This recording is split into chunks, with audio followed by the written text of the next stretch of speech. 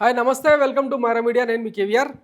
ఆంధ్రప్రదేశ్ మాజీ ముఖ్యమంత్రి వైసీపీ అధినేత వైఎస్ జగన్మోహన్ రెడ్డి సుదీర్ఘ విదేశీ పర్యటన ముగించుకొని నిన్ననే స్వదేశానికి తిరిగి వచ్చిన సంగతి తెలిసింది కదా. ప్రస్తుతం ఆయన బెంగళూరులో ఉన్నాడు.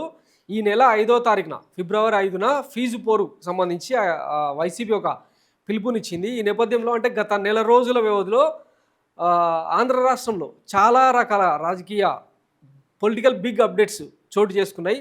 విజయసాయిరెడ్డి లాంటి వాళ్ళు రాజకీయాలకు రిటైర్మెంట్ ప్రకటిస్తూ వైసీపీకి దూరం అవడం అతిపెద్ద సంచలనం. అయితే ఇంకా చాలా విషయాలు అంటే ఈ కూటమి సర్కారు చేసిన ప్రయోగాలు, వ్యూహాలు, అమలు చేసిన వ్యూహాలు ఇంకా చాలా ఉన్నాయన్నమాట. ఈ నేపథ్యంలో వైసీపీ ఒక్కసారి డీలా పడిపోయిన సందర్భంలో మళ్ళొకసారి వైసీపీ శ్రేణుల్లో జోష్ నింపేందుకు ఫీజు పోరుకు పిలుపునిచ్చింది. అయితే ఆ పోరు ఎంతవరకు సక్సెస్ అవుతుందన్నది ఇప్పుడు ఆసక్తికరం అనమాట. వాస్తవానికి వైఎస్ జగన్మోహన్ రెడ్డి అనేటోడే ఒక పొలిటికల్ మాన్స్టర్ అనమాట. ఆయన ఎక్కడుంటే అక్కడ జనాలు ఉంటారు, అది వేరే సంగతి. అయితే ఇప్పుడు ఎమ్మెల్సీ ఎన్నికల సందర్భంలో ఈ ఫీజు పోరుకు పిలుపునివ్వడం ఎంతవరకు సక్సెస్ అవుతుంది అన్నది ఇప్పుడు ఆసక్తికరం అనమాట.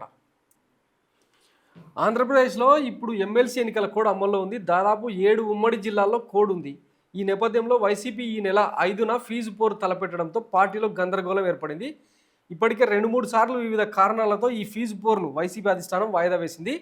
చివరికి ఈ నెల 5న నిర్వహించాలని నిర్ణయించారు. అయితే ఎన్నికల కోడ్ అమల్లో ఉండగా మొక్కుబడిగా చేయడం ఏంటనే చర్చ వైసీపీలో అంతర్గతంగా సాగుతుంది. ఎన్నికల కోడ్ అమల్లో ఉండగా ర్యాలీగా కలెక్టర్ల వరకు వెళ్ళడానికి అనుమతి లభించదు.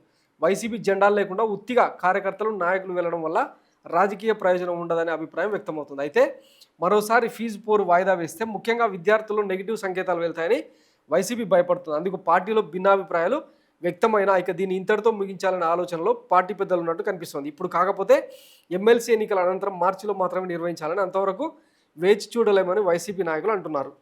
ఈ నేపథ్యంలో ఎన్నికల కోడ్ ఉన్న ఫీజు పోరు నిర్వహణకి పార్టీ మొగ్గు చూపినట్టు తెలుస్తుంది. దీంతో ఇష్టాలను పక్కన పెట్టి వైసీపీ నాయకులు ఫీజు పోరుకు సన్నద్ధమవుతున్నారు. మొత్తం మీద ఇప్పుడు వైసీపీలో జోష్ నింపాలన్నా, ఆంధ్ర రాష్ట్ర ప్రజలకు సంబంధించి, యువతకు సంబంధించి ఖచ్చితంగా ఒక ప్రతిపక్షం బలంగా నిలబడాలన్నా ఇట్లాంటి దీక్షలు, పోరాటాలు తప్పదు. ఇంకా దీంట్లో కూడా రాజకీయ స్వార్థాలు చూసుకుంటే కరెక్ట్ కాదు.